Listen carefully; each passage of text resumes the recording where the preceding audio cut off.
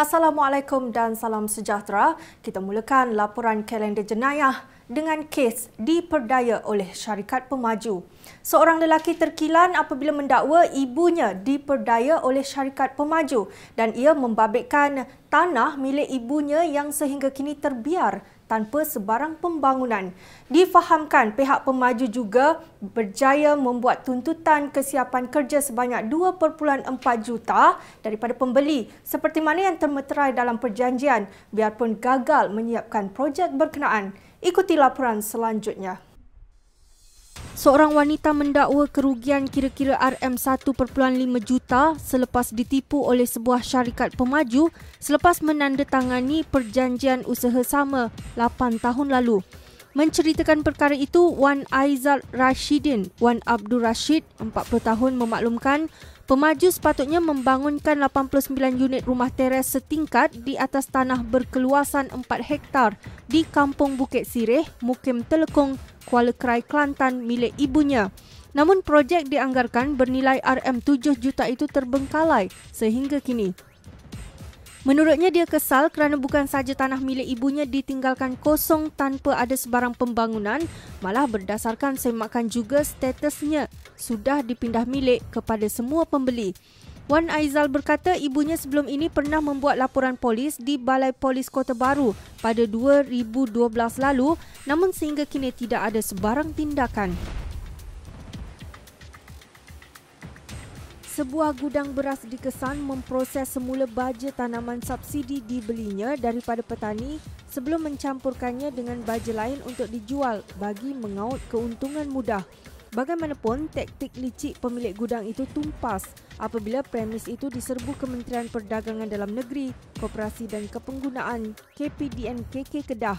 Dalam serbuan 12 hari, KPDNKK merampas 80 tan baja campuran serta subsidi bernilai RM100,000 di gudang di Kuala Sungai, Kedah. Siasatan mendapati pemilik premis itu tidak memiliki lesen untuk menjalankan perniagaan barang kawalan berjadual mengikut Akta Kawalan Bekalan 1961.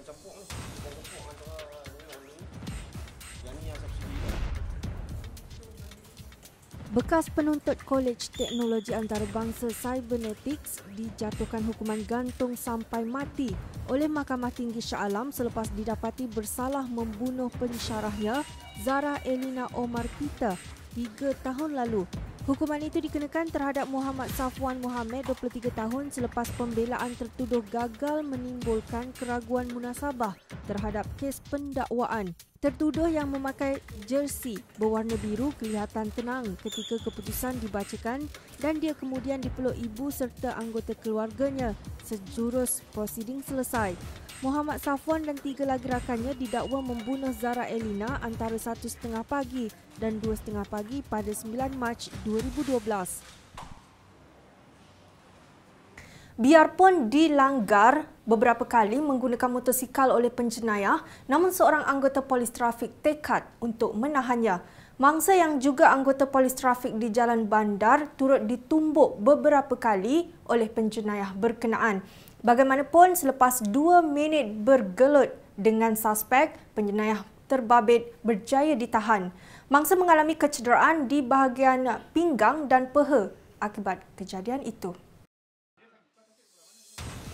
Seorang anggota polis trafik cedera dilanggar teruk penjenayah menggunakan motosikal berulang kali ketika cubaan menahan penjenayah itu berhampiran Jalan Pudu. Menceritakan kejadian itu, M. Selvam sedang melakukan tugas rondaan sebelum terserempak 2 suspek.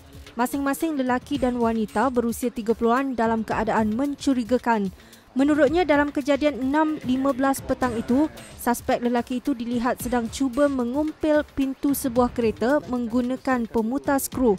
Sementara itu, Ketua Polis Trafik Kuala Lumpur memaklumkan suspek kini ditahan di Ibu Pejabat Polis Daerah IPD Dang Wangi.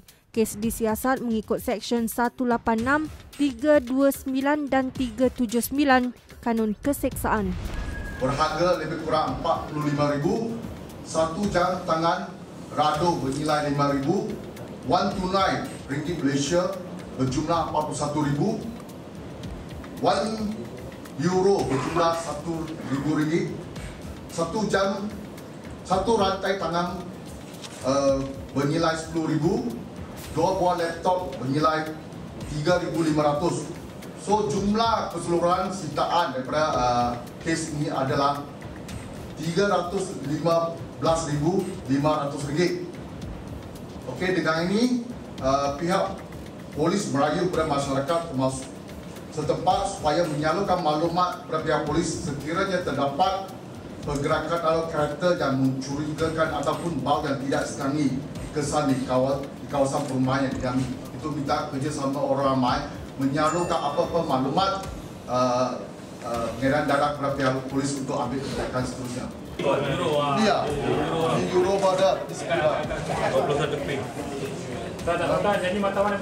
Ingredient utama untuk kita proses apa? Proses dia punya dadang. Heroin. Dia tak ni. Oh, dia tak.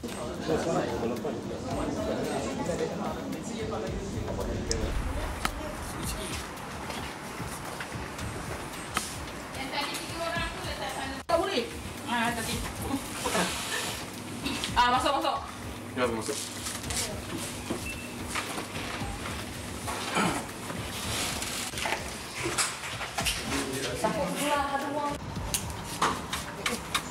Ni, lampu ni. Buka. Kita tolak dia tarik. Di atas. Dah kunci dah.